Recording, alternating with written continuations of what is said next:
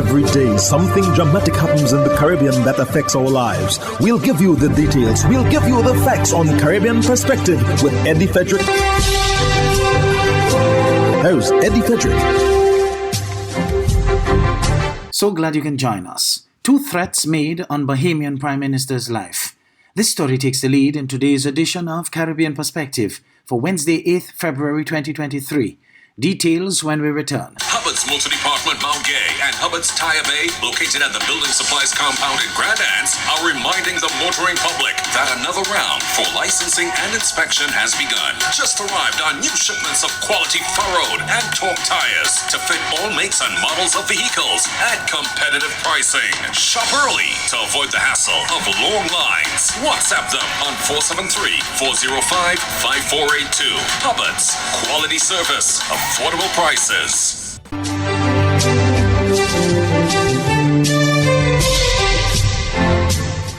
Welcome back.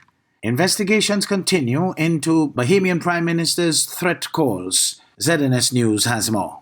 The Royal Bahamas Police Force remains on heightened alert as they work to find the person or persons responsible for threats of harm against Prime Minister the Honorable Philip Davis. According to Police Commissioner Clayton Fernanda, 2 men called the office of the Prime Minister in 2 separate instances on Friday afternoon, about 15 minutes apart, voicing their threats. While the Prime Minister has been advised to continue his normal duties, his security detail will be beefed up. The question of whether pulling the additional manpower will create any other challenges for the police was fielded to Commissioner Fernanda. No concern about manpower. We working closely with our law enforcement partner, the Defense Force, so it's a combined effort and we will make it happen. This is a continuation for us. It's not just because of this incident. If you saw in recent time, we're having a number of road checks, a number of operations out there, and which have been yielding great success. But not because of this incident, but we look at the threat level and if it's high, we put extra security in place.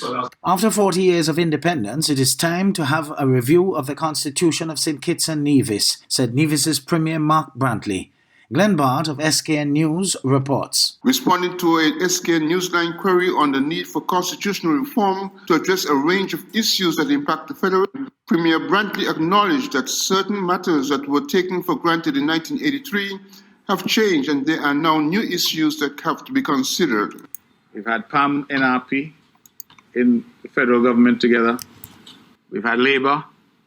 We've had Labour, NRP. Then we had PLP, PAM and CCM. And now there's Labour again. And so everybody has had a chance, so to speak, on the government benches. And not even a comma in the Constitution has been changed in 40 years. So I said to you that it is time that we did a review. And there are certain things that we must look at. The world has moved on. The world of 40 years ago is not the world today. And we now need to refine that Constitution so that it is fit for purpose. And there are certain things that we took for granted a long time ago, that those things are no longer current. That our perception of what human rights are, what human rights ought to be, that those perceptions have changed over time.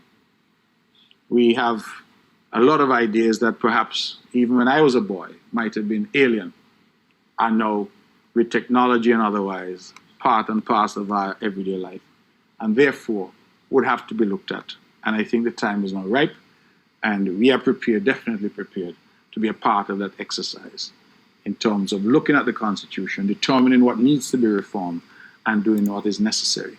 The Premier believes, however, changing the Constitution comes with its own set of challenges, hurdles that must be addressed and resolved in order to achieve constitutional reform.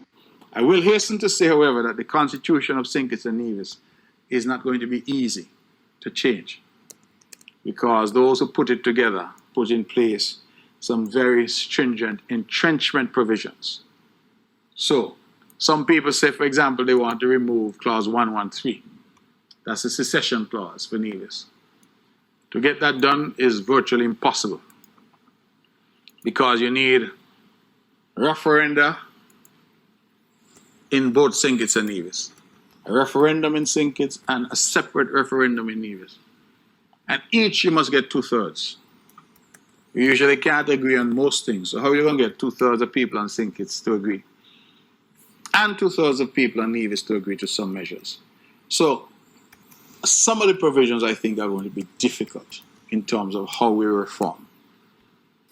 One option might be to have a complete, I don't know what the precise language is, but repeal, and you kind of get a new constitution altogether. I think some countries have done that. But again, it would have to require careful study to determine what is the best way forward and whether or not we can do some amendments to this one that will take us forward.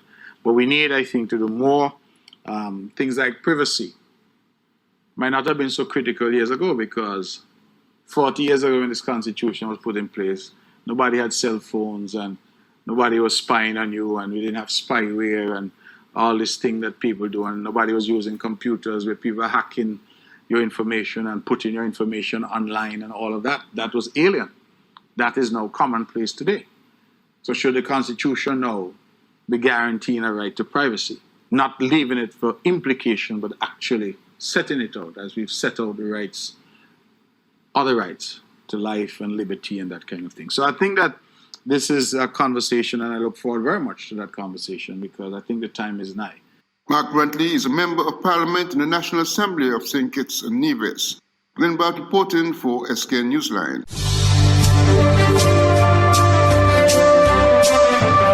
You're listening to Caribbean Perspective with Eddie Frederick.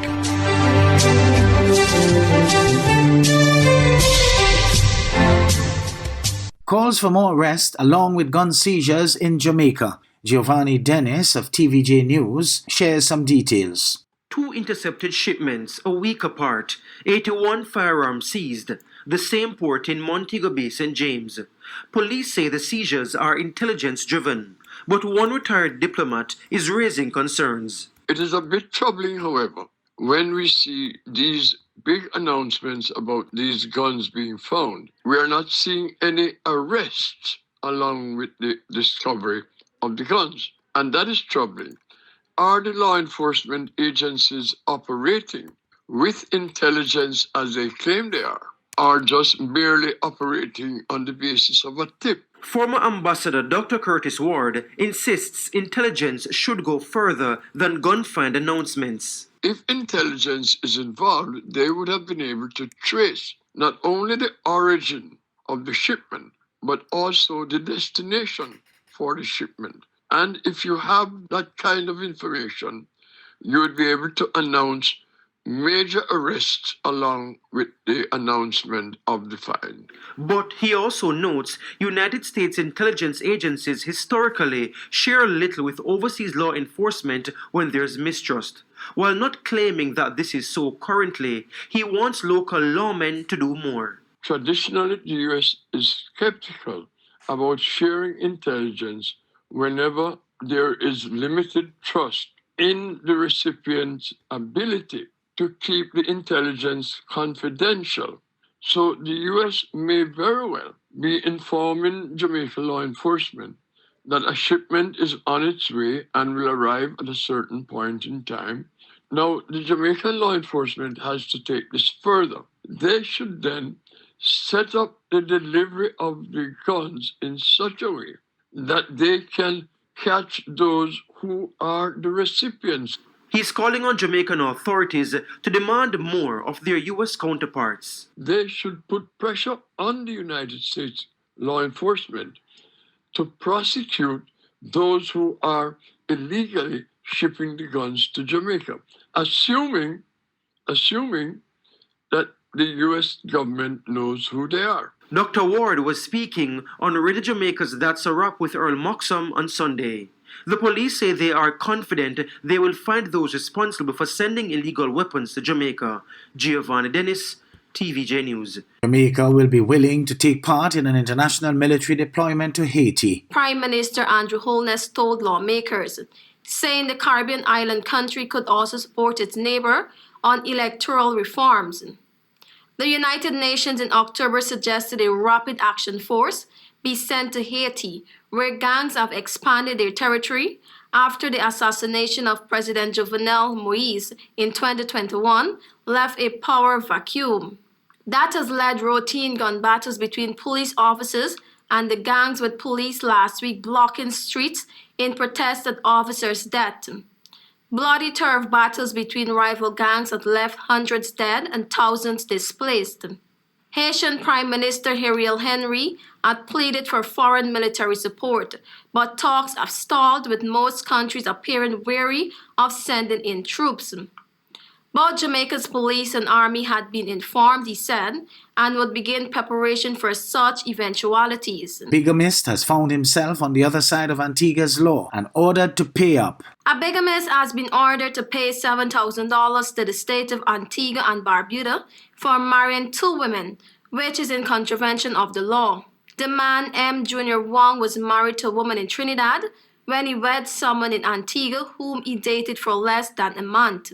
While they were courting, the man told the woman that he was divorced. When she asked for proof, he claimed it was stolen along with other documents he had in a bag, but he indicated which law firm authenticated the divorce.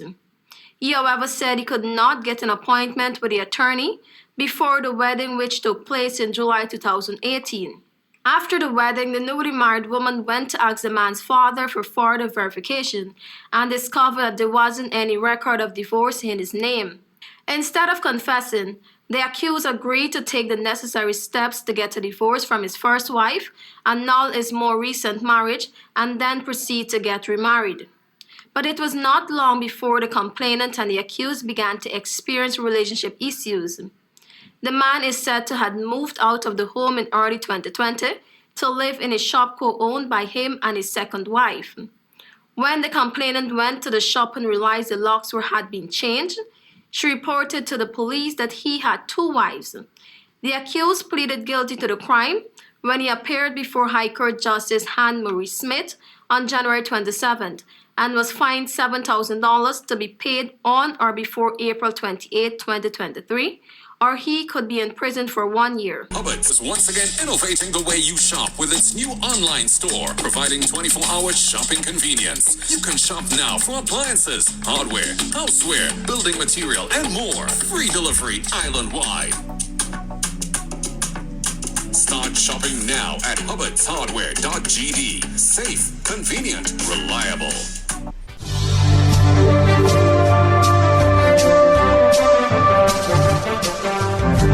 I am Eddie Frederick. This has been Caribbean Perspective, a whole new approach to highlighting developments in the Caribbean. In the meantime, please continue to log on to CaribbeanPerspective.com for more daily news and more.